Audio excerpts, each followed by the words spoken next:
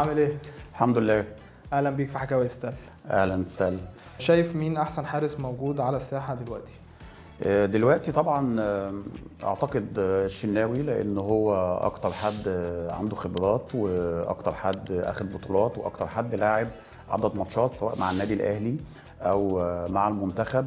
فظل الخبرات دي والبطولات والارقام دي، حتى لو في فترات مستواه بينزل شويه، ولكن اعتقد ان هو افضل حد دلوقتي موجود من ضمن الحراس اللي موجودين، وده ما يقلش منهم خالص، ولكن خبرته وامكانياته والفورمه اللي بيوصل لها بتاهله ان هو حارس منتخب مصر الاول. حلو. في حد من الاولاد بيلعب كوره او في نادي معين؟ عندي الاثنين، ادهم 20 سنه واسر 13. الاثنين بيحبوا الزمالك جدا وبيحبوا ريال مدريد وبيحبوا الكوره طبعا.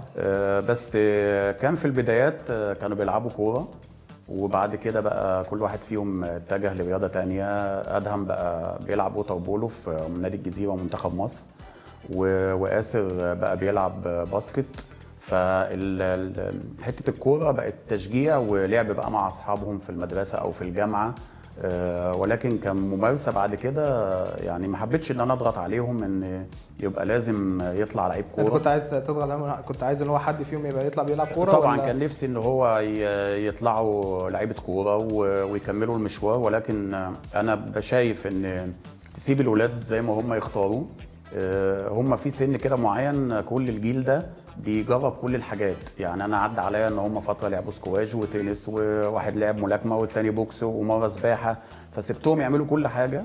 وكنت حابب ان هم في الاخر يرجعوا للكوره، ولكن هم رجعوا لها كحب وتشجيع مش ممارسه.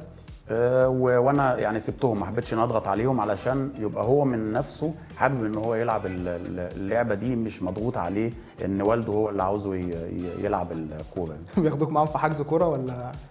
ساعات والله، ساعات بنروح نحجز وبتاع وكده ونلعب ماتشات خماسي مع بعض. وادهم علشان برضه سنه كبير بيجيب صحابه، فبنلعب خماسي على طول.